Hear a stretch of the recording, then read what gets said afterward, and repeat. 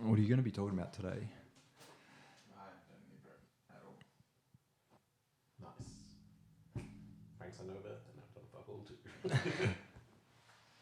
I've always got a lot to talk about. I was going to do a little bit about the shootings in the US, but I mean, we can just talk about that. There's enough. I've been in hospital all week. My dad's been in there with colon cancer, and Jesus. they've had to rip out part of his bowel. So A rough week. Is he in the clear? he was supposed to be coming out today. They Yeah. thought maybe he'd come out today. Then he had a really bad turn last night. So we're in there again today, and he's not coming out today. And he's fucking super depressed. He's just not used to being sick. Hey? I'm not used to being unwell at all.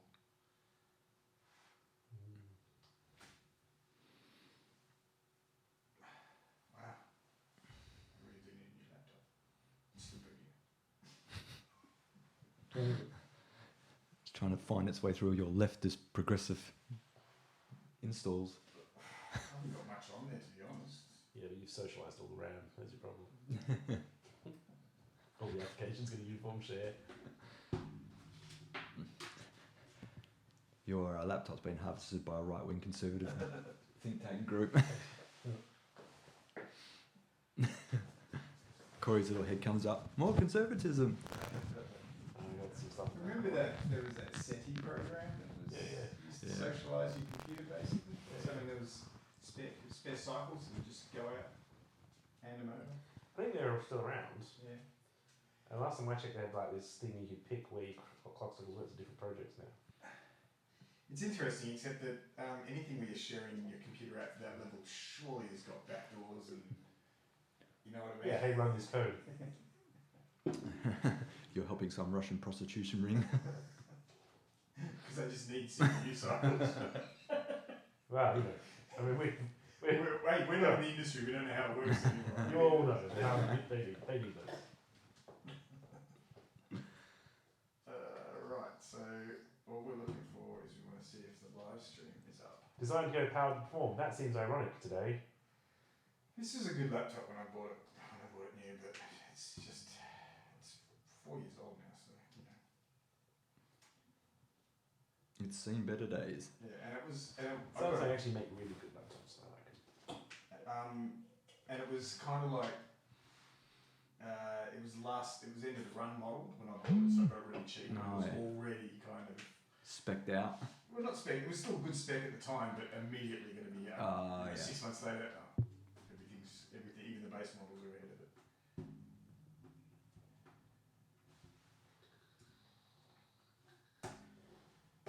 YouTube, come on, where's the BAP?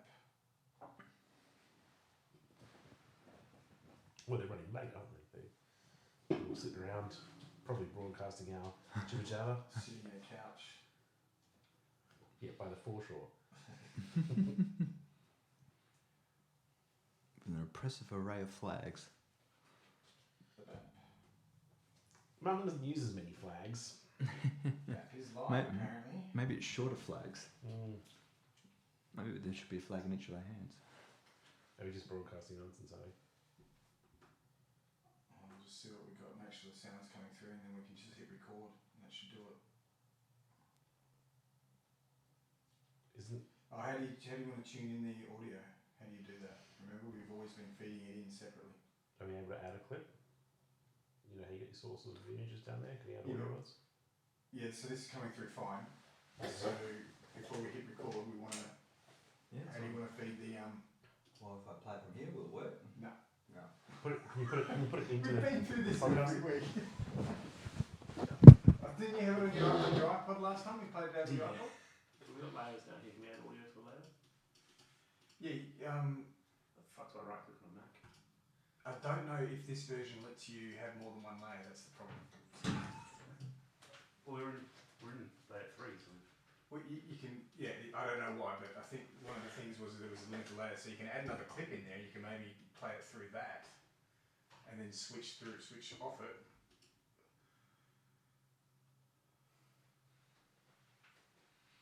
What I'm hearing is, what the fuck do I right click on that? The delay is really funny. Just play it from the iPod. Soon to have to swap over 4G. Now I'm hearing my own voice spinning some bullshit. Shut up, Jason. You don't know what you're fucking talking about. And now I'm just hearing myself say that again. The echo of an echo of an echo of an echo. Okay, well that's coming up.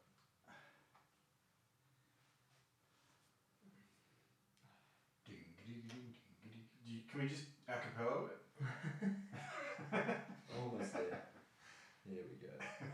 Maybe we should do that on our microphones. We do the We have acapella. We acapella it while Franco talks us in and we acapella. You should play it. Yeah. I'm not sure how to get through it. It'll be a file. Just play it and so I'll see. Is that as loud as it goes? Yep.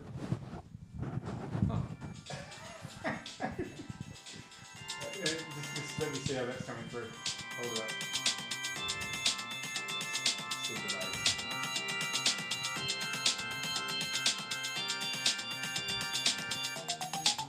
You may as well just.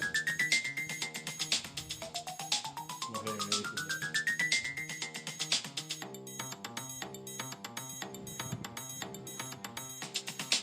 Okay, that's fine when you hold it up like that. Do you need to hit record button or something? Yeah. So then stop the music. Ready? Hello and welcome to the BAP. This is episode something or rather because I don't have my show notes in front of me.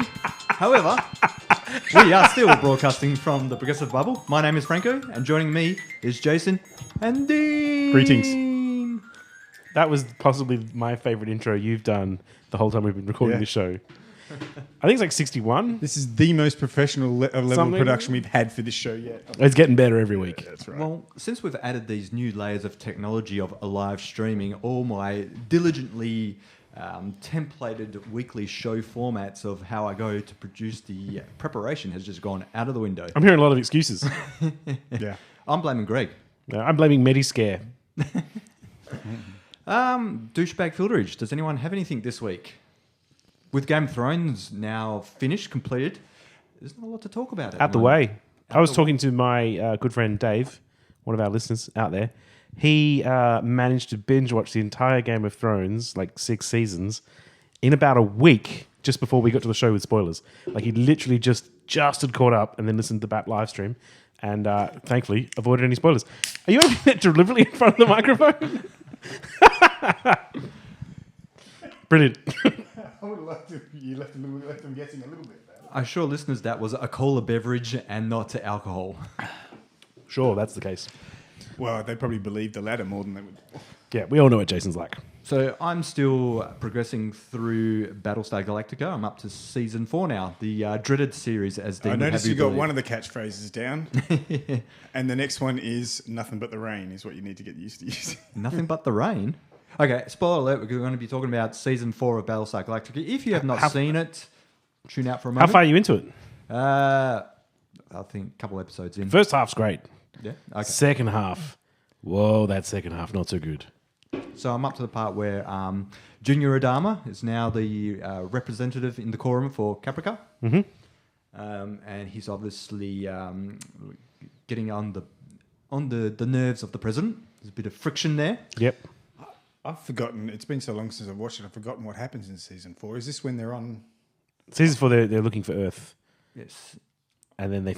So Starbuck has commandeered the ship, the sewage ship, and gone off to look for Earth with no real, no sort of map or anything. It's just the cuckoo banana stuff going in her head. Yeah. I feel like halfway through season 4 must have been when they found out they were being cancelled, because the first half of it's fine. It's just the second half is all wacky. So they're setting up for the... obviously, they're hinting that there'll be a revelation about who the final 5 are. So far... Yeah, that is the biggest letdown in the case of the history of a show ever. Yeah, so at the beginning of season 4... I'm not a spoiler for you, but they literally just pick random people. Like, it makes no sense. Well, so far what they're There was no hinting at- telltales. Sorry, Frank. There was no telltales, was there? No telltale signs at all. There's like, oh, these are the final ones, and they didn't even know there were Cylons the whole time. Well, that's it. They've shown 4, and it's the chief, Colonel Tai, the assistant to the president. I can't remember her name, and Starbuck's husband. Yeah.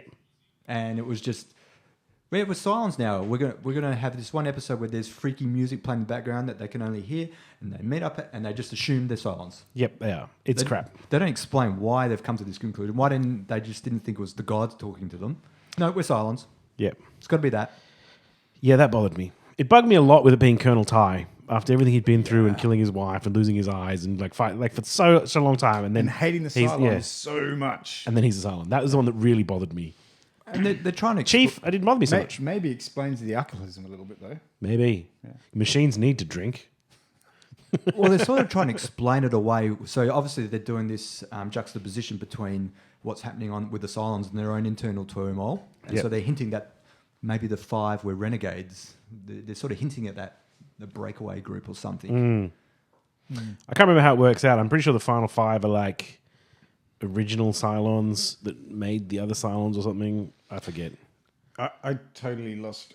That must have been a terrible season because I can't even remember what You would happened. never I remember rewatch it. this- I remember the scene where You would never ever rewatch 4th season. I remember the reveal when they came Yeah. out, but I don't remember anything else about that So, season. whenever I tell someone they should watch a show, I always say watch half of season 4 and don't bother about the last bit because the tail end of it is crap. So I'm still down a Cylon out of the 5. Got 4, missing 1. Yeah, I can't remember who the last one is. I don't think it's important. No, it doesn't seem that way. So, yep, been watching that. Also, cruising through Silicon Valley. Really enjoying that. It's such a good show. However, my only criticism... Who's to your that is- favorite? Oh, Is it Ehrlich? he's one of the favourites. Obviously, I love the investor that comes to bail them out before they have to go with Belson.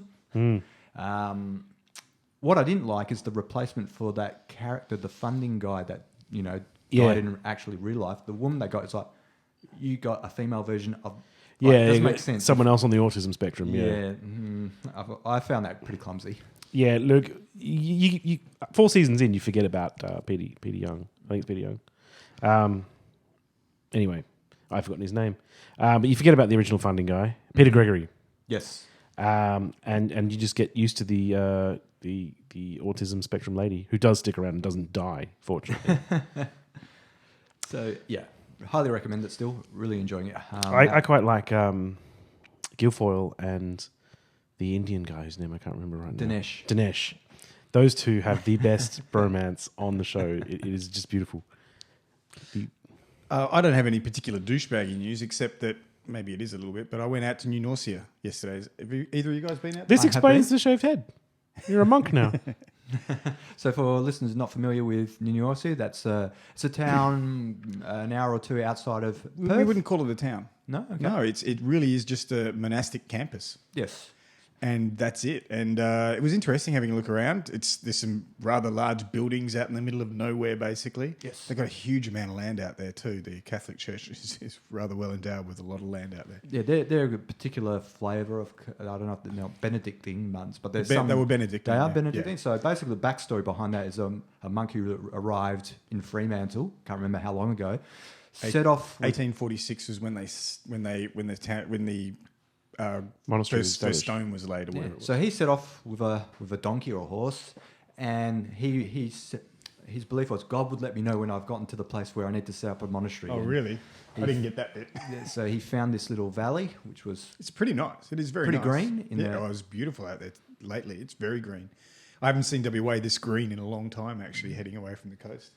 But getting around there, and you were seeing these massive college buildings at like St. Ingrid's College and someone else's college. And then you're reading the plaques about they had a lot of Aboriginal it was basically Aboriginal orphanages. So they had a lot of Aboriginal children there. And it was ironic because, not ironic, but it noted the dates at when these orphanages basically closed down. Most of them closed down, and it was pretty much when they ended the stolen generation policy. oh, okay. Yeah. They said Australian government policy changed, and suddenly there were no more orphans. orphans. Oh, And we use that with air quotes, orphans. Yeah, I don't know. There's a little bit of conjecture. I have no evidence to back this up, but it seemed rather strange that they coincided. yeah, right. But it was interesting having a look around. There's a huge Spanish-style hotel out there, the Okay. New Norcia Hotel, and that's pretty much it. That and the monastery and the monastic buildings. That's it. Apparently, their bakery is quite famous or well Yeah. regarded. Their bread is amazing. Who runs the hotel? Is it run by monks or is it just adjacent to No, monks? that's a separate licensee, from what I can see. That's probably the only non-monastically Benedictine-owned building in that area, or whatever it is. But Yeah, right. that's it. Yeah. Did you feel the call of God? You didn't take a vow? As per usual, every time I'm around Christian buildings, they just feel vaguely creepy to me. Large, empty. Yeah, I have to keep checking I'm not catching on fire. What struck us both was the amount of building space available, like just a huge amount of space available, and no apparent people. There's nobody there. There's obviously some monks and that around, but there's just not much there at all. Not many people. Yeah, there at right. Well, and students, obviously, because they have a boarding school there. Do they make any alcohol at that monastery? all. They have their own wine. They have their own abbey ale. Because they have quad bikes there too, don't they, the monks? I didn't see any quad bikes. I It was the wrong think weather idea for of, quad bikes. I didn't see. hanging out, brewing wine, making ales, driving on quad bikes, and making bread. It sounds like a pretty good time. Yeah. There's a lot of downsides to being a monk as well, but Well, I don't know if you like scholastic sort of pursuits and don't want to deal with a lot of people. I guess true. You might be quite well happy. don't have to being- worry about a mortgage. Don't have to worry about income tax. Anyway, it was interesting. It was a nice drive out there, and as I said, I haven't been out to that part of WA before, and it was actually a really pleasant drive out there. It was through Bindoon and Gingin and everything. It was great. Lovely. And yet you didn't bring us back any bread. No, I didn't bring you back. Nor bread for our listeners. Shall we move into the newsy section of the show? Auditory bread, as it yes. is. Now, we're going to sort of break with tradition due to the lack of preparation on most of our I have- podcasts. Except for Dean. Dean has been studious, but we're not really going to do short fasty versus long slowsy. We're going to just do it all. Bring it all. Bring it all. Like a Come as general chit chat. So I think the biggest thing that's been happening, aside from domestic politics, which I suppose we can sort of talk for ages, so we'll save that for a bit later, was the Dallas shooting, in which 5 police officers were killed and 7 others were I think wounded. we need to start a little bit earlier than that. Well, we need do. to start with Philander Castile and Altone Sterling. Sterling. Yeah. So yes, quite correct. So during the week, you had in 2 separate incidents, black men who were pulled over by. One was pulled over by police for a Broken traffic light.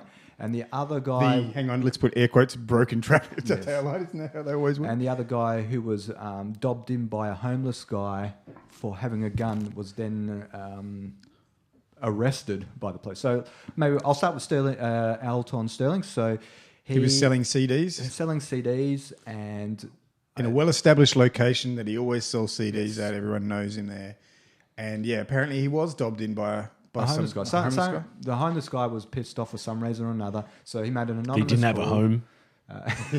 so, That's generally going to make you angry. advising the police that this vendor pulled a gun on him. Yeah. And then the police turned up. Yep, tackled him, Tackled him to the ground and pulled and out their this- guns. Pulled out the gun, said he has a gun, which he did, Yes. and then shot him point blank. And there's footage of it from multiple angles, and it was just a little bit. It was quite horrendous to actually watch the video. It was just to see a man executed right in front of you. It was crazy.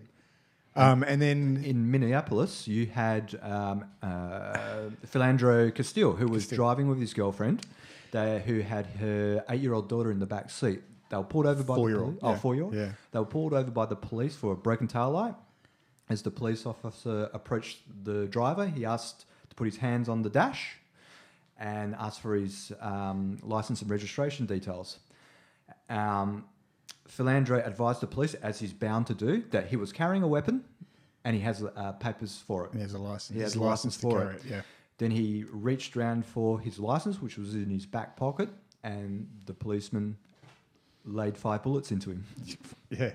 And once again, this is also, I think the aftermath is caught on camera from the guy's girlfriend who was just sitting in the other seat, afraid to seat. move, basically. She started live streaming to Facebook, Yeah. saying what had happened, how they'd been pulled over, and how the police officer said, And as a result, in the continuing efforts of Black Lives Matter, they had some protests over some demonstrations, very peaceful demonstrations, until one in Dallas, which was drawing to a close, and then shots started to be fired, and resulting in by a lone gunman, which apparently at the moment a lone gunman. Yes. And five officers were killed and 11 wounded altogether. Yes. So originally they thought it was multiple snipers, but that was because the actual lone gunman was moving from spot to spot. And fairly effective. Yes. And very well trained, yeah. Yes.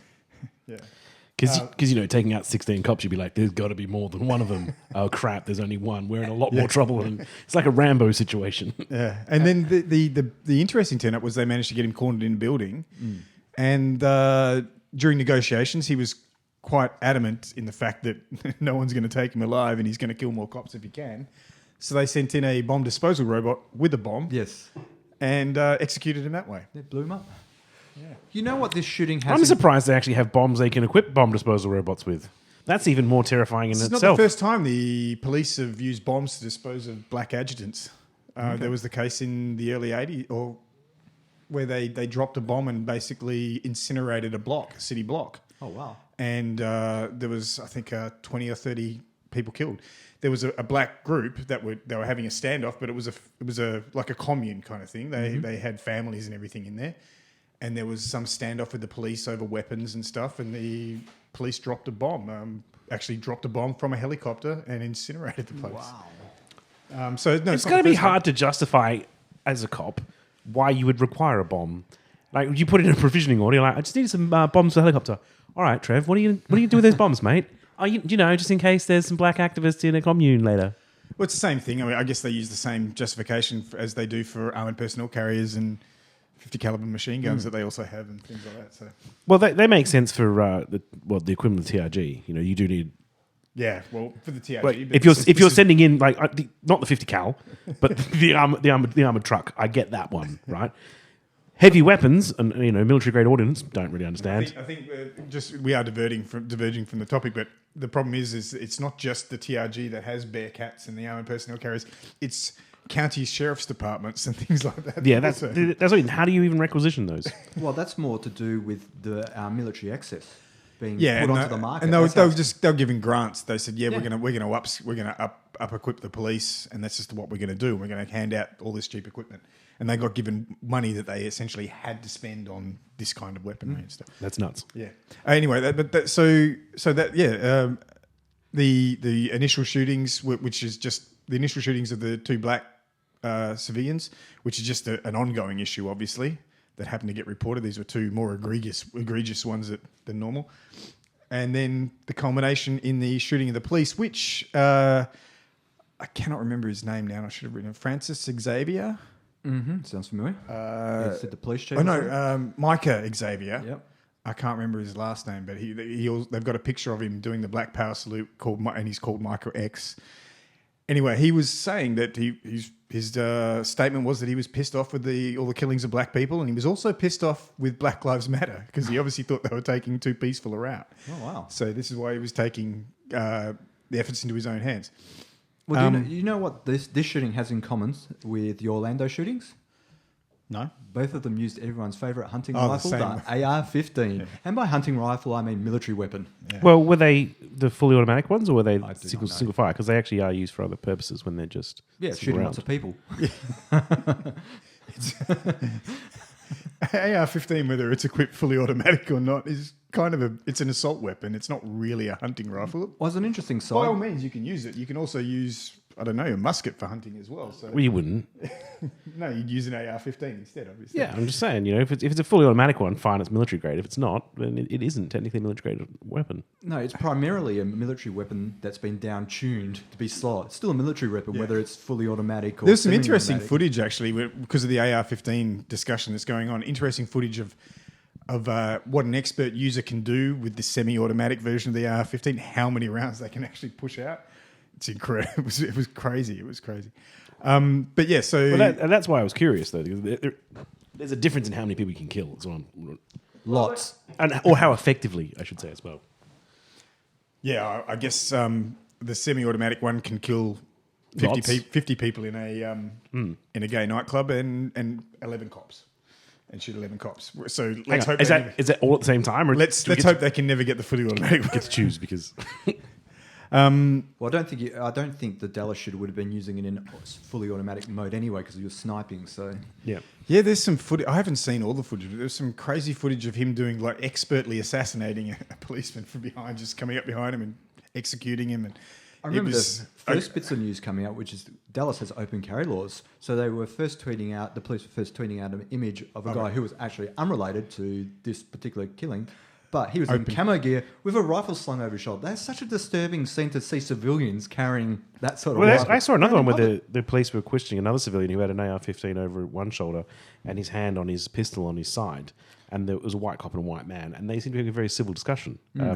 I do not believe they would have been having the same civil sort of discussion had there been a racial difference in the guy this holding the guy, AR-15. this black gentleman, his brother said, "Look, they've tweeted out your picture. You've got to go and have a talk to him." So they went and approached the police and handed over the weapon and everything just to make sure that this is not him. Yes. Because at the moment, at that time, this poor guy was going to be one of the most wanted men in America. Where if he was seen anywhere, someone would probably pull a gun on him. Heaven forbid he was going to the rifle range. Well, apparently he's been receiving death threats. So Yeah. Well, So it's just an interesting turnout, and I think one of our listeners said it rather well when he said "shit meat fan." Oh, definitely. Because it's definitely an escalation in this war between. it's the most police and most the police population. deaths in a single incident since 9/11. Yes. And geez, that's not a good. and if stat. you exclude 9/11 and the Oklahoma City bombing, it goes back to the 60s Yeah. kind of thing. Since there was this many police deaths at once. So if you think the police aren't going to take it seriously, they're going to. I mean, this is the maybe worst thing about they'll this. stop pulling people over that'll shoot The them. worst thing about it is this allows the police to justify to other people. See, this is what happened. So now this is why we have to be so heavy-handed when it comes to shooting people. So when they pull over someone in their car, it's definitely going to be a sniper incident. Yeah, well, Okay. you know what I mean? You know what I mean? It's an armed black man, therefore dangerous. An excellent point. I was listening to another podcast and they were talking about it's simply whether it's legal or not, a black man cannot carry a gun in America, not around police. It's just too dangerous. It's perfectly legal, but you'd have to be a little like that guy who was carrying one around, open carry. He was expressing his rights and making a point about it, but man, it's a ballsy situation if you be a black man carrying a gun in front of police.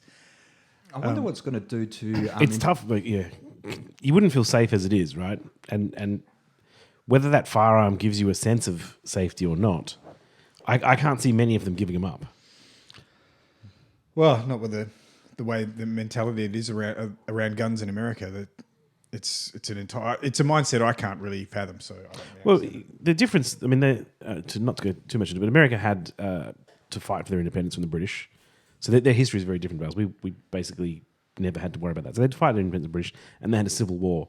So the culture that built up after those two, armed conflicts, people expect to have weapons. They expect to have a militia. They expect to potentially have to fight for their freedom. We don't have the same history here, so we have a harder time working out why these people were so attached to them. I think it's the style, also the style of weapons. The fact that those military grade weapons are just so available, and whether they're tuned down or not, an AR-15 in semi-automatic just seems like an incredibly. They have lower clip sizes. They've got lower clip sizes where they can't sell the larger clips now. But as someone was making the point, the regular and even larger clip sizes have been so mass overly produced that they're just freely available everywhere anyway. So the idea you're buying a 10 clip, a 10 round clip with your weapon, you just get on eBay and there's fucking 30 round clips available at low cost kind of thing. It's bananas. Because that was the thing they brought in, wasn't it? Recently they just restricted clip sizes. It was during Clinton's era they restricted the clip sizes and they reaffirmed that law just coming up, and they talked about it being groundbreaking assault rifle legislation, and in fact it's just reiterating the clip size thing, which doesn't seem like a terribly big deal, obviously. Anyway, so terrible stuff happening in the US. and it's continually developing. I mean, it's really controlling the news cycle at the moment over there. So there's not much else to be said about it until. Well, I'm wondering, I haven't heard anyone talk about this too much, I wonder if there's division within the police forces around America. So obviously you have police forces with a mix of black and white police officers. I wonder if there's any sort of, is it still a force of unity? Or there's I would imagine it would be. Yeah. I don't know. I mean, you tend to find police are pretty supportive of other cops. Yeah, I mean, there's things happening like in Louisiana, they passed that Blue Lives Matter law, which makes any kind of action, injuring, hurting a policeman, a hate crime, which everyone was saying was basically a slap in the face to the Black Lives Matter people because it was... Especially calling it Blue Lives Matter. I don't know if that's what it was called, but that's what they were calling it, Blue Lives Matter legislation. So they instead of turning around and creating anything to assist to try and prevent the deaths of black people in custody, they just turned around and said, right, we're going to protect police. As if, and the crazy thing, as if people are getting away with killing cops every day. Yeah. We have that here, mandatory sentencing for striking an officer. After I get it. The guy was crippled. The funny thing is, I just don't see that people are getting away with, in the maybe over here, I don't know, maybe people got away with striking not really, officers. I don't think it happened that I'm often. a big believer in judicial discretion. I don't care about mandatory sentencing is bullshit. Yeah. But in the US, I think you're pretty lucky to get away with your life if you kill a cop or hurt a cop, let alone need a hate crime legislation to Well, reinforce. you say that, but this guy just killed 11 and injured 5 more, so he got away with this. And he's dead. Well, now, but he got away with killing 1 and then 2 But and he's then... dead. I mean... 1 through 10 seem pretty I don't see consequence-free. that a Blue Lives Matter law is going to prevent that crime. They already have laws for assaulting officers. Yeah, now. yeah, I don't it's- understand why they've... Yeah, as I said, this was a needless slap in the face to that movement because Black Lives Matter is incredibly polarizing to people over there. There's that whole people thinking it's actually racist to be trying to say, hey, Black Lives Matter, and drawing attention to the fact that black people are being killed inordinately, inordinate numbers compared to white people when they're in police custody and things like that. Well, so they've escalated to a hate crime now. Does that mean it's open to a lot more severe penalties? You can shoot that's- them 5 times in the face when you pull them over now, that's the sentence, I believe. As I said, Bust the tail light, 5 to the face. As everyone's saying, it's pretty weird. I mean, cops get away with doing whatever they want to people in custody as it is. And anyone who injures a cop, they don't get away with it already. That it's not something that they get away with anyway. So why did they have to do this? It was needless. It was really just a what do they call it? It was Yeah, I mean, you've generally got at least one police officer witnessing a crime against him, if not him and his partner. It's very, very hard to get away with that crime. and that was the other thing. The Altone Sterling killing, where there were multiple cameras from cell phones. The 2 officers had body cameras. Both of them malfunctioned. They're actually pretty unreliable. Yeah. Yeah, they're incredibly unreliable. Like, it's weird, right? You'd think they'd be really reliable, but no, it turns out something shady's happening. Oh, it's on the fritz again. Yeah. So, yeah, body cameras, the idea that they're going to solve everything. I mean, straight away, if a body camera is not working, you've got to immediately assume possibly the worst that's happened or something like Well, it should be part of your occupational health and safety, right? That's a piece of safety equipment for you and for the civilians. If it is not working, you should not be on the that. street. And as a policeman, as an honest policeman, it would be in your best interest to have a really well working body camera because it backs you up as well. It's still, I mean, focusing on the Philandric Still case, it's still staggering that a simple traffic pullover is escalated to someone being murdered. It's crazy. Yeah. I just can't get that past my head.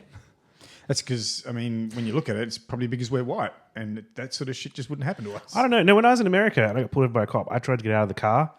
Don't do that. Like, there's different... Like, you stay in the seat. But you weren't shot. And no, but like, I did get yelled at and there was threats of drawing weapons. I was like, fuck, that's What? a bit like... Wow. Because they don't know who you are and you might be armed. I get it. And I explained to him You don't very get out of the politely, car, you I stay- am a foreigner. I'm not from here. The hands on the steering wheel with you. Yeah. You got to be... There's a procedure you fucking follow. And it is weird because over here, the first thing you do when you get pulled over, Yeah. you go, oh, fuck, you get out of the car. Yeah, how you doing? Sorry, what was that? No, no idea how fast I was going, mate. Did you get a ting up? You did? Shit. But when you're pulled over here in Australia, you're not presumed of guilt necessarily of anything. You haven't entered that proceeding yet. Whereas it sounds like from the way you described your pullover, the moment they start speaking to you, you're guilty of something. Well, it's just you might be armed. I think there's a lot of paranoia that comes with a large amount of firearms, Yeah. especially when you're the role of police officer. You're very unpopular. Yes. There was a song released in the 90s by this group you probably haven't heard of, NWA, called Fuck the Police. I'm familiar with that. Can I move on to another police You shooting may. story?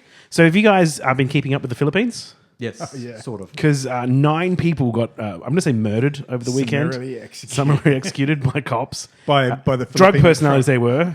Filipino Trump. Yeah, that brings his death total to, I think it's 113 people since July 7. Oh, wow. They've killed 113 drug personalities, 13 of whom they haven't been able to identify. The Filipino Daily Inquirer ran a story with the list, and 13, they no idea who they were. But the other ones, they've got this list so everyone knows who has died, thanks to Rodrigo Duterte and his guarantees of just formal pardons for everyone who murders people. These cops in America, if they ever have a hard time with the law, they should move to the Philippines. They'll have 100% presidential backing there. So these summary executions were carried out by police officers, were they? These ones were on the weekend, but not all of them. They found a guy in the middle of the road with his head just covered in gaffer tape, so they suffocated him with a sign around his neck saying "drug pusher."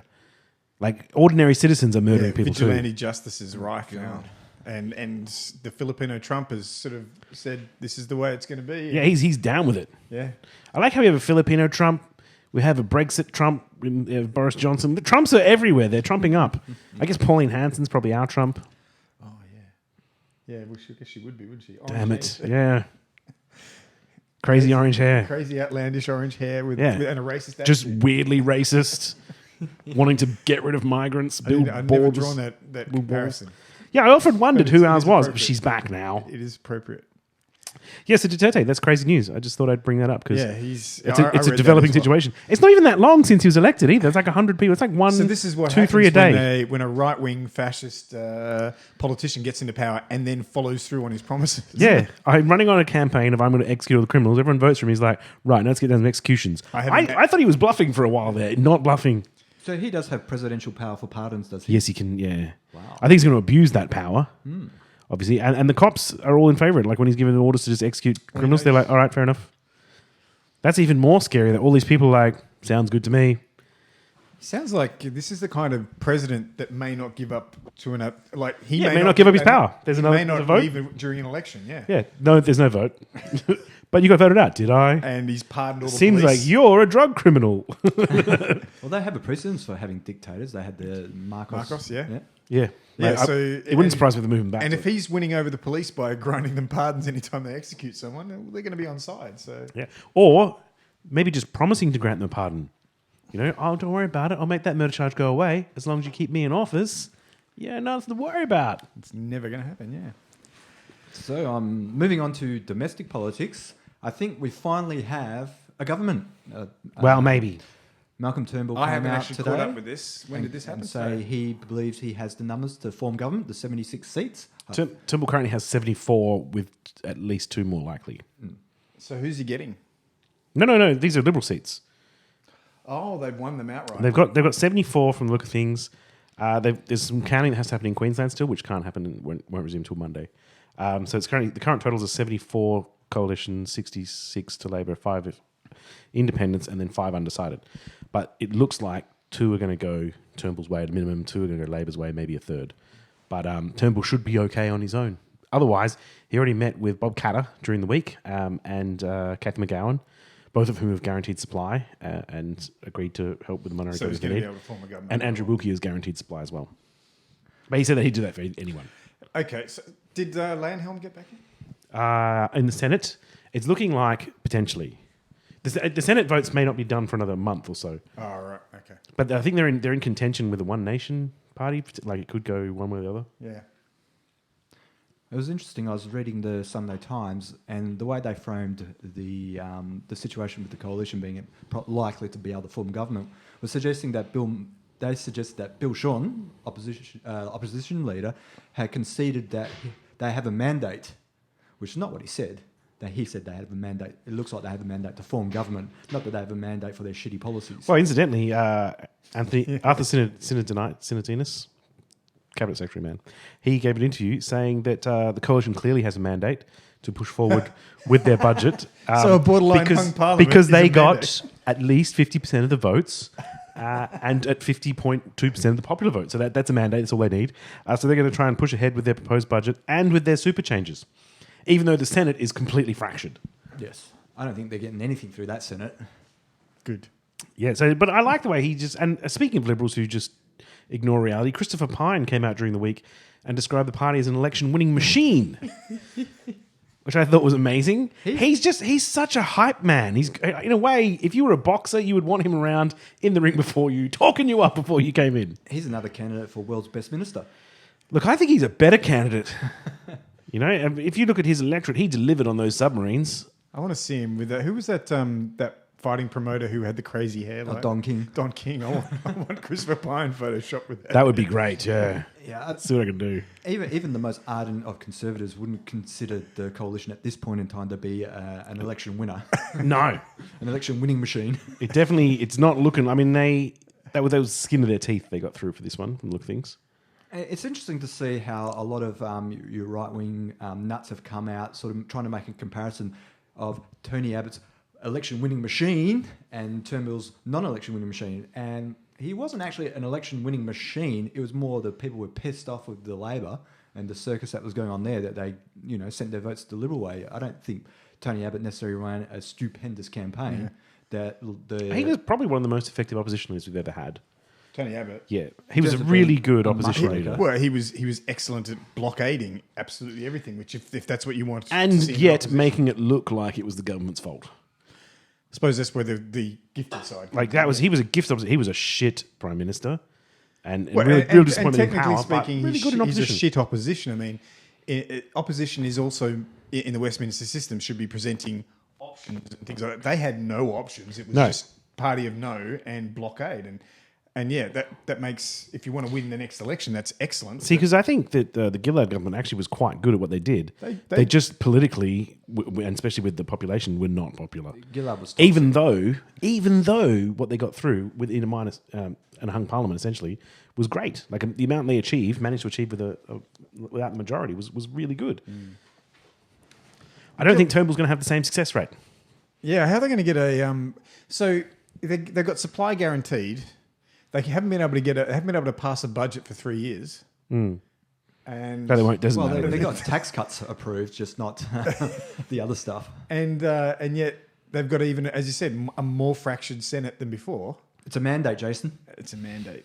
I actually thought. Did you guys read Corey Bernardi's blog entry he posted? Sometimes. I didn't read this recent one. Oh, no, I did, because you sent it to me about the answer to conservatism is more conservatism. Yes. So he described the election as a disaster, which I thought was good. And then he went on to point out, that not only did Malcolm promise, we'd get stability, but we may not even get the government. We've got a more fractured Senate.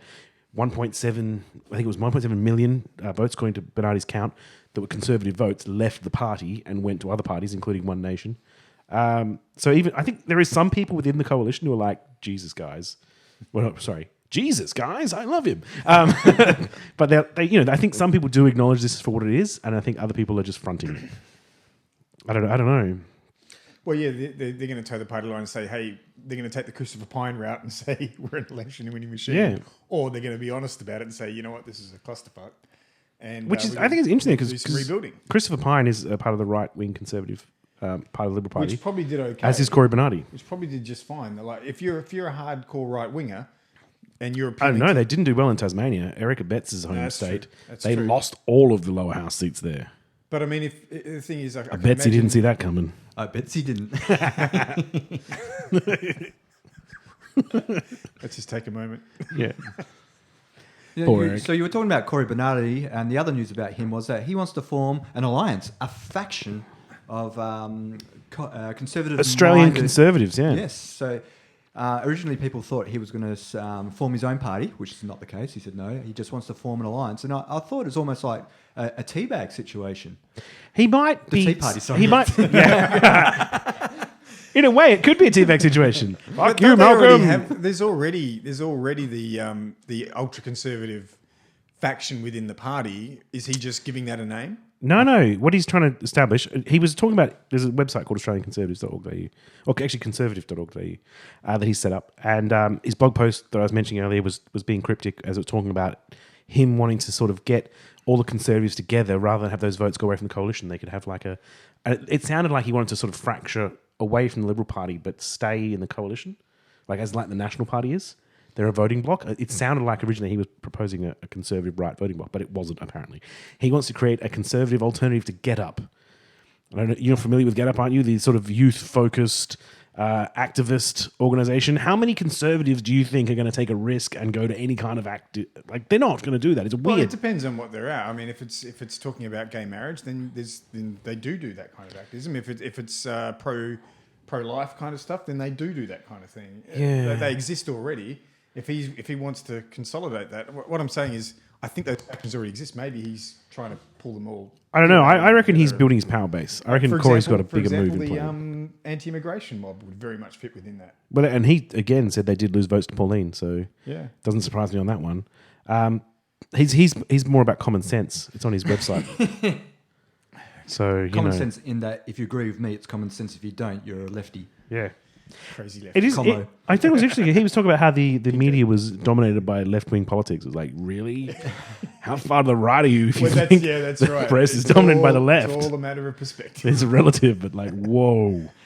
I think I was joking with you during the week that the mainstream politics has moved so far to the right that everything's now to the left. Yeah. Yeah, Bernardi's a scary man. Do you know he wasn't at the top of the Senate ticket anymore? They used to have the number one safe seat. Apparently this year he did not. Which I think is great because he should not be a senator. The guy is just like fruitcake insane. So the lower he goes down on the ticket, the less chance he's going to get in. Still got in comfortably. He was number 2. Never going to be not on the list. But, you know. Who was the number one Senate spot? Then? Don't know. I didn't pay attention. It was South Australia. I think he's a South Australian bloke. So, you know, we don't get to see that one. But. I really object to the way that the right wing of the coalition party gives conservatism a bad name. They sort of just hijack it for whatever they want to do is conservatism, and it's not in a lot of cases. I think the Liberal Party is interesting to watch because they have a lot of sort of classic liberals there, and then they have the Christian right. Yes. And there's this, and after sort of Howard left power, they sort of been sort of fracturing apart, fraying at the edges. And you see, I saw little Johnny was out, not apologising for our involvement in the war in Iraq. But before that, he was out talking about how Malcolm should stick around and stay on as leader. And even after Tony left, he should stick around and stay on in the party. I think even now, Howard is trying to keep the Conservatives and the small little Liberals playing nicely together in the same sandpit. It seems like a very difficult job because they want different things.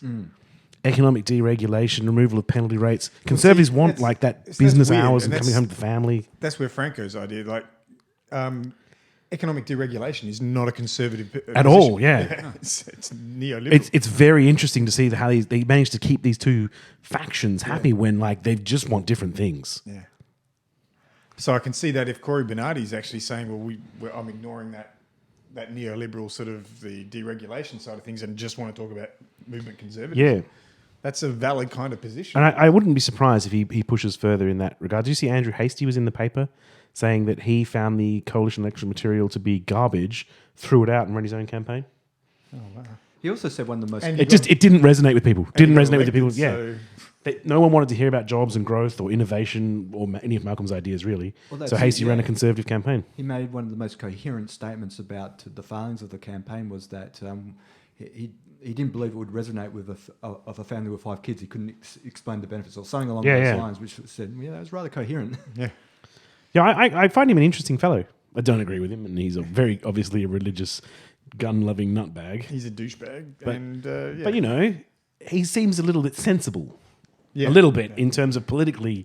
He's not like, for someone brand new to politics. At the moment, his he's political instincts seem to be better than Turnbull's. So. Well, he didn't suggest it was the electorate's fault, so that was a good start.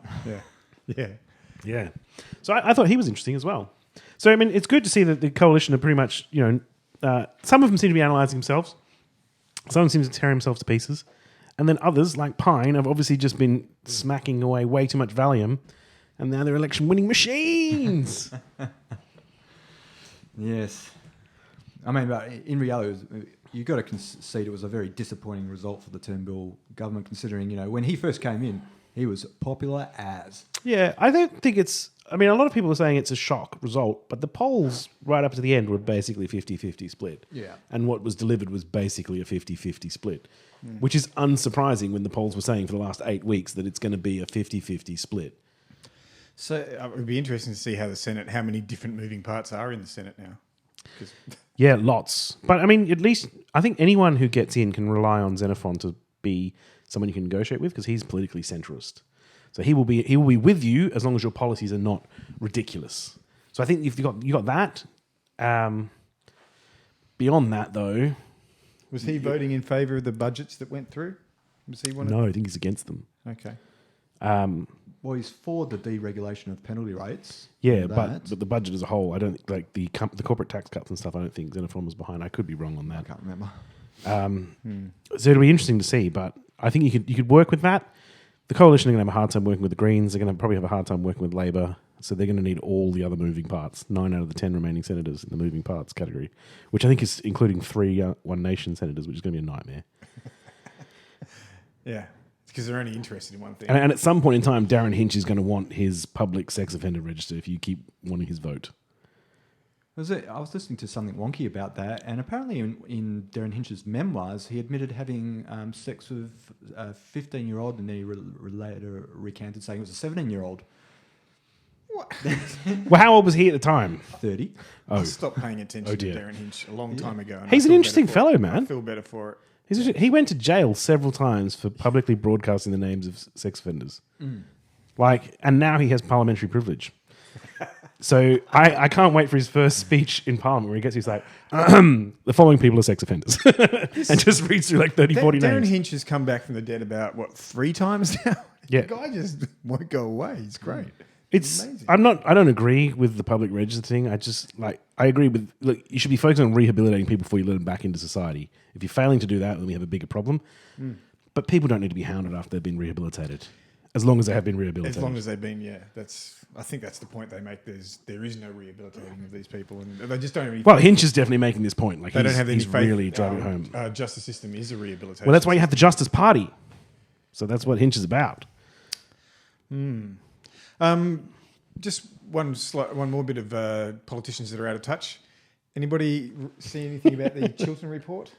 Yes. Just bits and pieces, yeah. Yeah, and I wish I'd put together some sound for it, but I listened to Tony Blair's speech addressing it. His teary speech. His teary speech where he took responsibility, but then immediately laid responsibility on absolutely everyone else.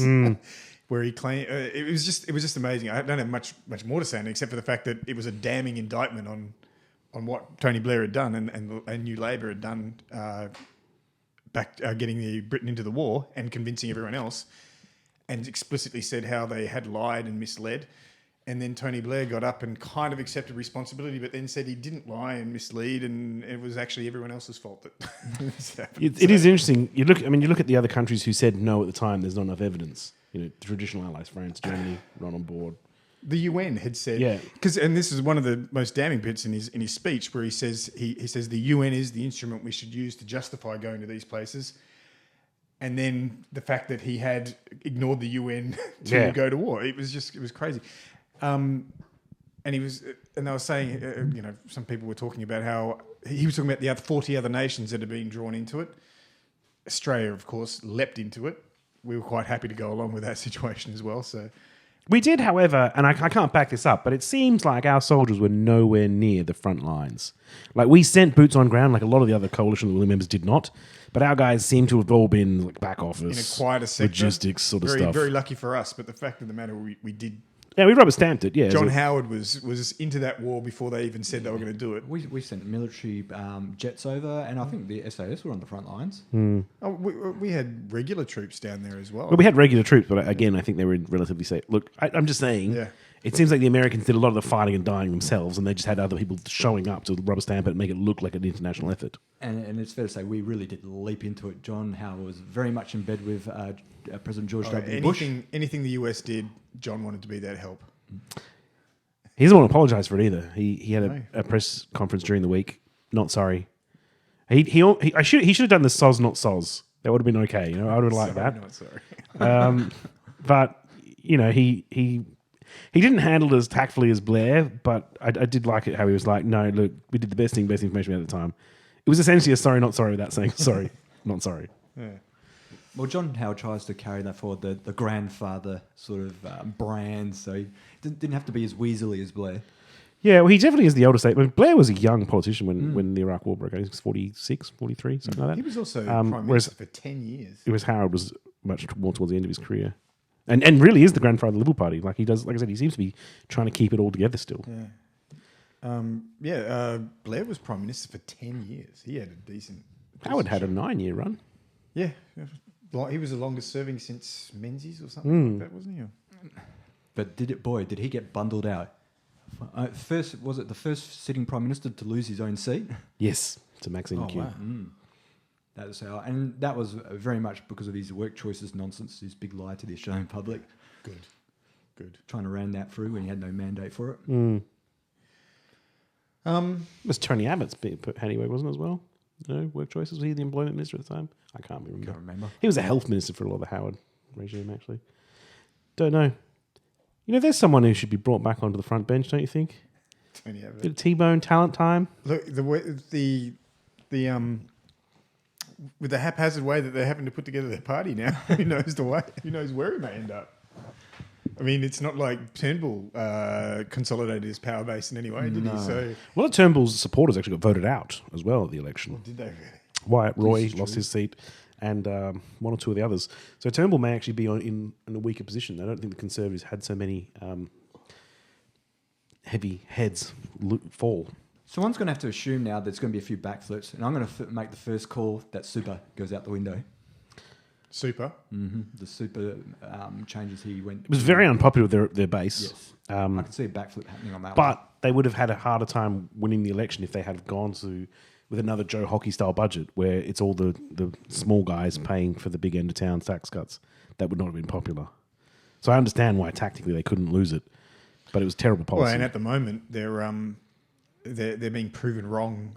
We're now entering a fairly savage kind of recession, and this is what their corporate tax cuts were meant to stave off. So, well, let's see if they're able to make them, Jason. See if they're able to make them. Boom, recession solved. So, you know, the whole trickle-down economics sort of situation where you give these tax cuts to the corporations and there'll be more jobs forthcoming. It's not proving out to be correct. But there's nothing to trickle down, is there? See, it's already trickled down. We need to give some more cash to the top so it's all waterfalls down. When did it trickle down? I'm not sure anyone ever saw it trickle down at all. Well, have you seen all those giant houses owned by miners up north of... I've seen a lot of empty houses. Wow. Yeah, I was up at Kalbarri and I saw a lot of empty blocks of land. I'm actually thinking about my statement there. I don't think Turnbull's going to have to backflip on Super. He'll just let the Parliament block him. Yep. He'll just blame unruly Parliament. And the same will happen with the plebiscite. They'll try and put it through. It'll get blocked. They won't put through any other variations. They'll be like, oh, we tried. Can't do it. Senate. You know, the Senate. What are you going to do? We want another double dissolution election? No one wants one of those. Yeah, the other interesting thing I saw, this is my last point for the week. The interesting thing I saw was on Friday, there was a Labor caucus. Bill Shorten was unanimously voted back in to stay leadership of the party. There was originally some talk about Anthony Albanese making a move. No one made a move. Shorten sticking around. And Bill Shorten took the opportunity to say that he predicts another election before the end of the year. Wow. He reckons Turnbull won't be able to keep things together. Now, of course, it's in Shorten's interest to say that. Yeah. Before the end of the year, though? I know, right? That one over there was like, really? Like, I would have gone for like 12 months. Was this before the news of those couple of seats going to Liberal came along? It might have been. It was before that, yeah. Because, yeah, that seems like a crazy thing. I don't think anyone really wants to go through another election. God damn. There might be a new Prime Minister before the end of the year, though. It's entirely possible Turnbull gets kicked out. I reckon, in my humble opinion, when Turnbull did remove Abbott, he should have called a snap election. At that point in time, when his popularity is at its highest, got the majority that they needed. Was he able to at that point? Because there is limits as to when you can call an election. I think they had a trigger available if they wanted to double. Did they? Okay. Because, it's like you can't... Just because a change of leadership is not reason enough to call another election, I don't think. But don't know. I just think it would have been really good. They could have framed it as Australia's right to decide. Clearly, people don't want Tony around. He had that honeymoon period, and he wouldn't have had to bring up any of this other bullshit that... Don't bring me. It's just ride through on like, hey, it's Malcolm Turnbull. You know what I'm all about. I'm like big on the climate. I'm big on gay marriage. I'm big on I wear a leather innovation. jacket, man. Come on. Yeah, I ride public transport. Come on. I'm not Tony. I'm not Diet Tony Abbott. That's not true. I don't want to believe that. Well, it'll be an interesting 6 months, I do believe, to see what happens with Turnbull. Is he going to be able to govern? Yeah, I reckon they're going to struggle. I don't think Malcolm is a very good negotiator. I could be wrong on that, but when the original senators like Glenn Lazarus and that were talking about their relations with the Labor Party versus the Liberals, they were like, the Turnbull government is not good at negotiating with the crossbench. They're not good at it. Gillard's team were way better at it. Penny Wong was really particularly gifted at it in the Senate. Well, and they have a lot more in common with with the Green Party. The Labor Party genuinely does. Its platform is more friendly to the Greens, so getting them on board and some of their independents. Whereas the Liberal Party, I guess there's some of the Conservative. They might get One Nation on board a fair bit, I guess. Yeah. Fred Nile got a senator up. But then One Nation also strikes me as they're the kind of politicians that are going to be hard to corral. They're going to, no matter what, they're going to be sticking to their guns. I don't know. You just have to be like, "Will you promise we'll oppress more immigrants?" They want that in writing. Wow, we got the offshore detention centres. Fly you out there, give you a tour. Yeah. It's just not You can see your tax dollars at work. You guys can oversee this if you want. won't let journalists in there, but they'll let the One Nation Yeah, coalition. maybe they can give him a spot helping out Pete. Pete the Power Broker. Apparently, he staved off a call to get Julie Bishop removed as deputy leader. Really? Yeah, it was in the paper. Wow. I don't. What did he do? Just sit there as a potato and obstruct? And there's our next Prime Minister, Julie Bishop. She'd be good. Wow. Well, She'd be better than the other alternatives. Good's not the right word to use. she seems to have the credentials. She'd be efficient. She's a very cagey lady as well. Like I don't know. I appreciate her for the shark that she is. No, she would be more competent than probably any of the others. I wouldn't say good. Good's just, it's a loaded word. Too loaded. Too loaded for Julie Bishop. brings too much obligation to do good things. Good? No, not good. Harsh assessment. And on that note, I think that's the show. think Thank it you is. very much for listening. I've been Franco. I've been Jason. I've been Dean.